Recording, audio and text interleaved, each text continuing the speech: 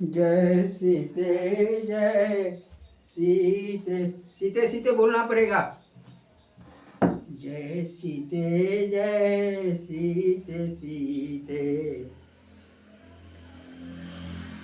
एक सिंहासन बतीसी की एक कथा मैं आपके सामने सुना रहा हूँ।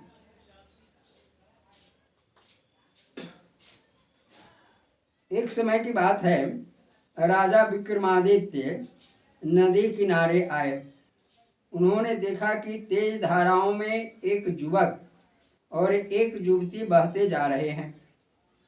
शायद अपने प्राण बचाने नदी किनारे लगने के लिए बेतरह हाथ पैर मार रहे थे, पर नदी की तेज धारा के सामने उनकी एक न चल पा रही थी। राजा विक्रम बिना एक क्षण गमाए नदी में कूद पड़े और दोनों को खींचकर किनारे पर ले आए। राजा ने देखा युवती बहुत सुंदर थी। सिख से नख तक उसका एक एक अंग मानो सांचे में ढला हुआ था।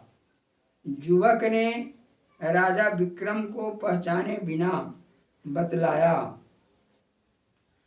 हम अपने परिवार के साथ नाव द्वारा यात्रा कर रहे थे। अचानक नाव भंवर में पड़ गए और हम सब धाराओं में फंस गए। आपने हमारी सहायता की है, आपके हम बहुत आभारी हैं। युवती भी श्रद्धा और सम्मान के साथ राजा विक्रमादित्य को देख रही थी। विक्रम ने उस युवक से पूछा, तुम्हारा परिचय क्या है?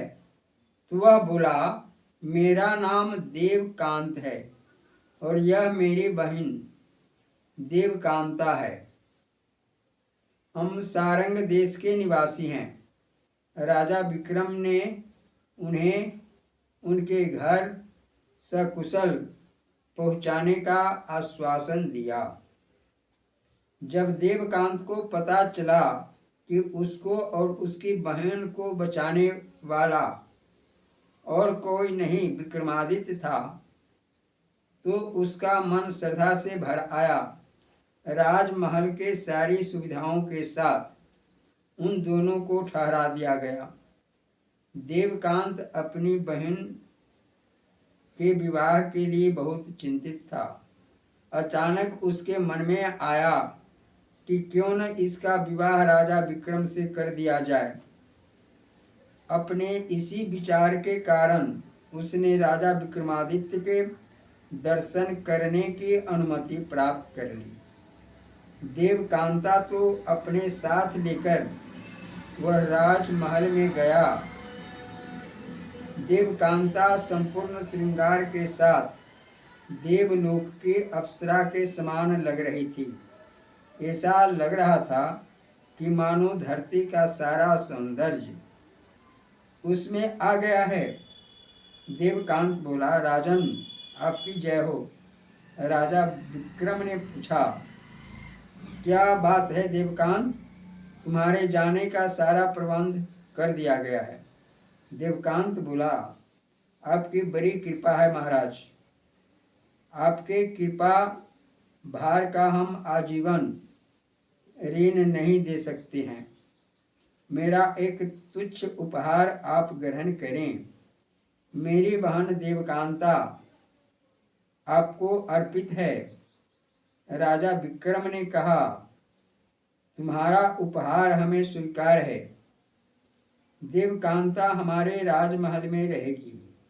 मेरी बहन के रूप में वह आजीवन निवास कर सकती है। देवकांत यह सुनकर सन्नाटे में आ गया। आंखें फाड़ कर देखता रह गया। राजा विक्रमादित्य ने उसे पत्नी के रूप में नहीं बल्कि बहन के रूप में अपनाया था। वह राजा के चरणों में लौट गया। राजा विक्रम ने कहा, चरित्र हमेशा बनाकर रखना चाहिए, बिना इसके राजकाज कैसे चलेगा। जब मैं ठीक रहूँगा तो मेरे कर्मचारी और प्रजा भी ठीक रहेगी। देखा राजा भोज, हमारा राजा विक्रमादित्य कितना चरित्रवान था और कैसा निर्लोभी था। क्या यह गुण तुम में है? अगर ऐसा है तो राजन, तुम इस सिंहासन पर बैठो। जय श्री सीते लगा देखते क्या बोलो।